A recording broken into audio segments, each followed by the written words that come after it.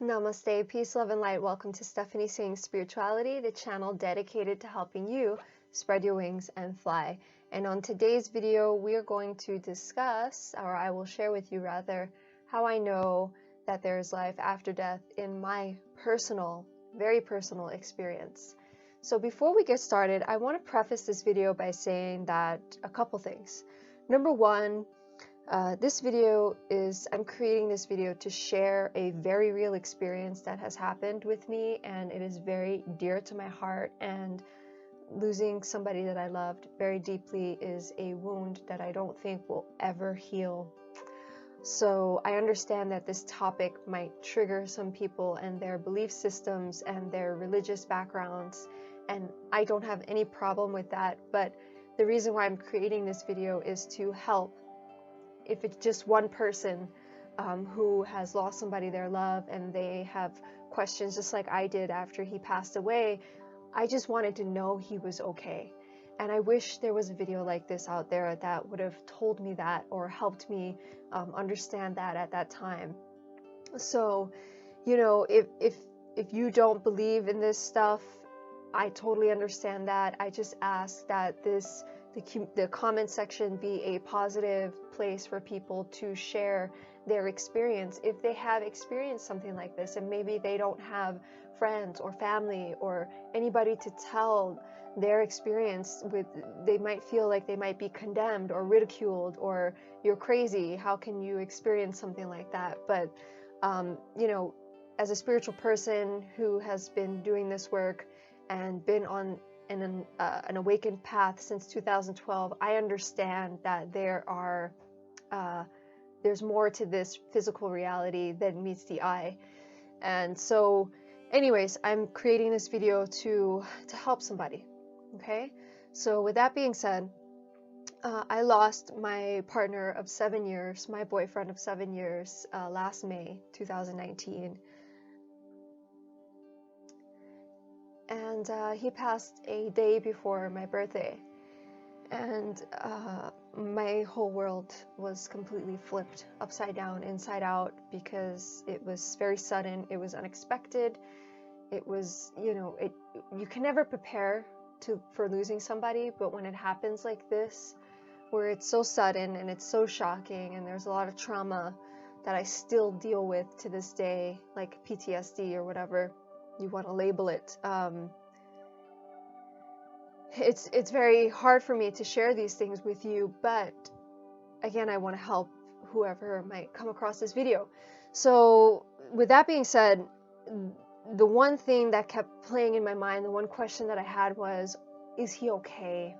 That's all I wanted to know was, you know, and I have never really, see, it's hard for me to talk about this, but I had never really studied the afterlife or death, and I know certain religions have their own beliefs and philosophies, but I never really looked into it, right? Because, I don't know, in a weird way, I thought that we would be together forever, as silly as it sounds.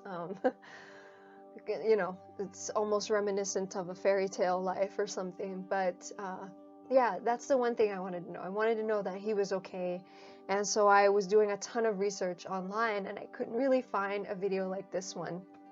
So after he passed, the very same night, I had a very real, very vivid, like as vivid as I can see myself in this camera. Excuse me. As clear as I can see myself in this camera, I saw him in my dream, and we were like in an airport setting, and he was in a wheelchair, and it looked just like him, like the past couple days. I mean, he wasn't well, so he looked sick, you know, not well. And I remember him in the dream saying to me, I remember saying to him, actually, you don't need it anymore. I don't think he said anything. But that was the same night that he had passed. And I had only slept probably for like an hour that night. I didn't sleep very well, obviously. So that was the first, well, that was the second experience. The first experience that I had was, and I was in Florida at the time, right? And he passed away in the house that we were living in. And my sister came down to stay with me the same day that he had passed away. She got there that night because I was just devastated, and I didn't know how I was going to be able to sleep that night, let alone in the room that, you know, that I found him in, our bedroom. So in the kitchen that night, I had walked by and I was by the sink, and all of a sudden the dog shampoo bottle falls over. And I knew it was him. You know, I think he was just, you know, out of his body that day. And it's almost like a kid, right? Getting to learn their surroundings. That's what it felt like. It was just like a nice, light energy that was free. And it just knocked over the shampoo bottle because it's like clumsy, you know, when you're a child and you're getting to know your surroundings and you knock things over. And I was like, okay, I get it. You're here still. And if you're going to show me signs like this, please be gentle with me, because I do not want to be freaked out. I don't want to be scared, but I understand that you're here. So that was the first thing. The second thing was the dream. And then I think it was either the next day or a couple days later, I was walking my dogs and I smelled him. I smelled him. That's it. That's how I put it. I had been rolling like this Bengay type thing on his back because he was in a lot of pain, which we later found out was from kidney stones, which caused back pain. So at the time, he didn't know that. So I had like this roll-on thing that I got from the chiropractor, and it was similar to Bengay. It had a very strong, significant scent. And I would roll it on his back every day, every night. And I smelled that when I was walking the dogs. And I knew. I mean, without a shadow of a doubt, you just know. So our loved ones, after they leave, they will come to us either in dreams, or they will show us signs that are significant to us, that have meaning to us, that only we could understand. So that you know without a shadow of a doubt that, hey, I'm still here, I'm still around, I love you very much, I want to be with you, and I'm still here with you. So that was his way of showing me, or, you know, with my 5 senses, that I'm here still. I'm still around you, I still want to be with you, and I love you. That's how I interpret it.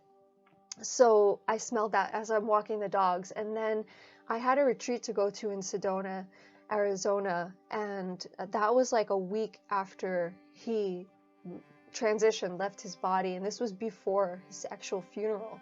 So I'm in Sedona, and this week, this couple days, it was crazy. It was jam-packed. We were meditating, we were drumming, we were singing, we were doing aromatherapy journeys. I didn't want to go, but I knew that I had to go because it would start my healing process of me, I don't want to say getting over it, but accepting and dealing and healing the physical trauma that this caused to me.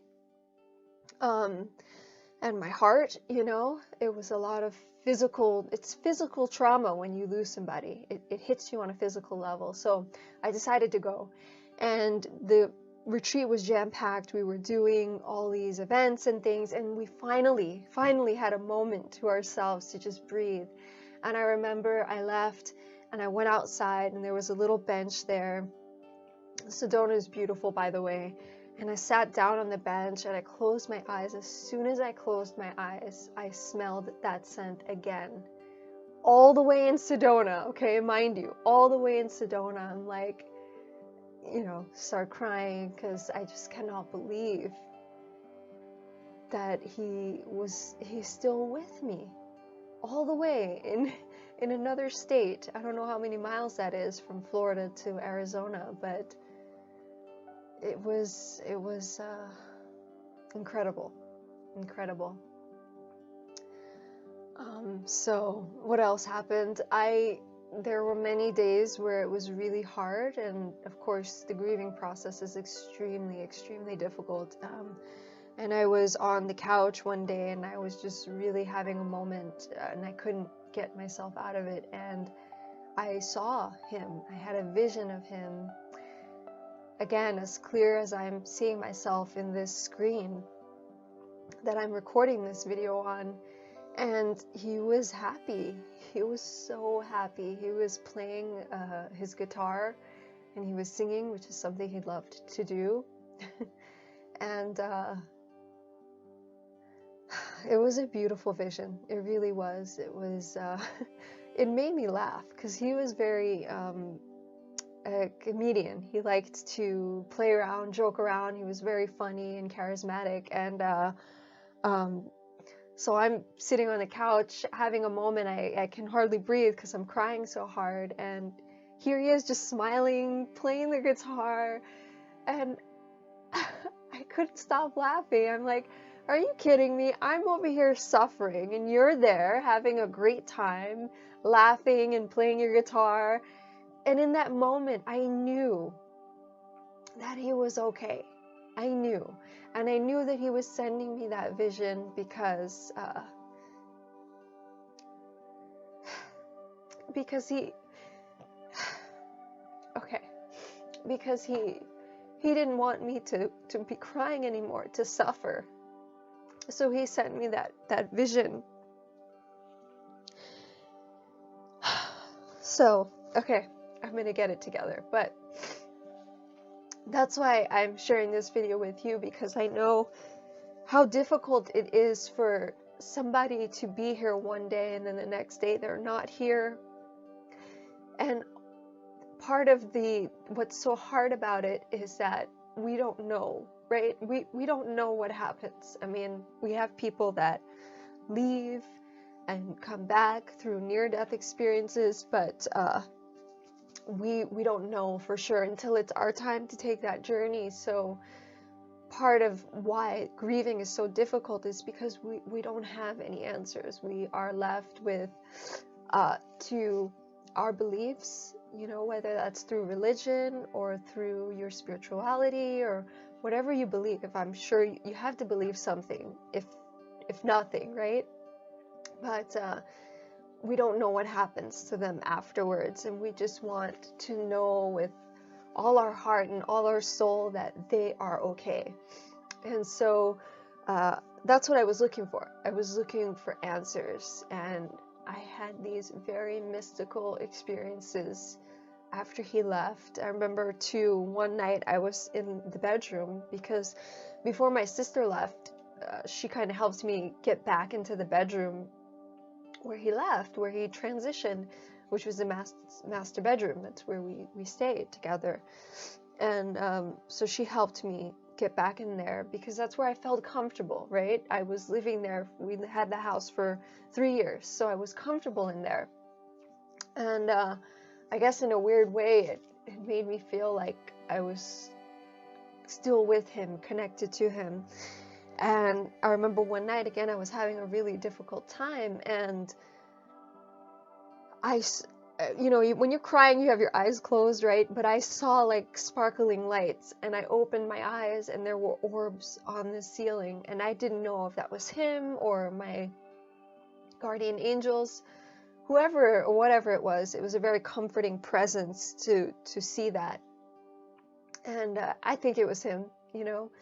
I think that he's still with me, and although he doesn't come around me often, because I get like this, I get really upset because of all the things that I didn't get to say to him, the way that he left. You know, we were not on good terms, because it was a very stressful time, you know, in and out of the hospital. I had to drive him back and forth a bunch of times, and I was just depleted. I was totally and utterly depleted.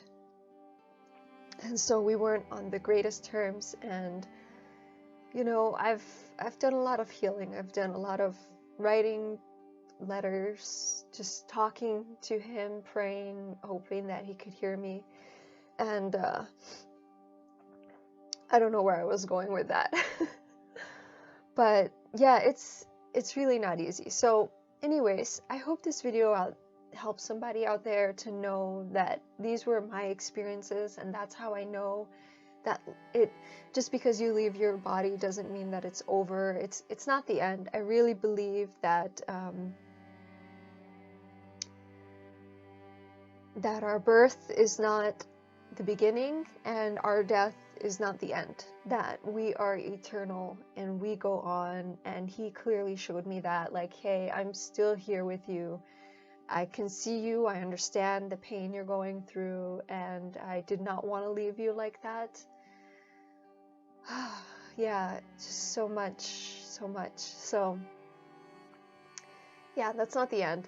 I actually want to share a book, and I'll share this book too in some more videos, but if you haven't read this book, and trust me, I know, like, the last thing you want to do is read about grief in the beginning, because you're still trying to wrap your mind around the whole thing and get your life somewhat back together, and you just don't want to be bothered.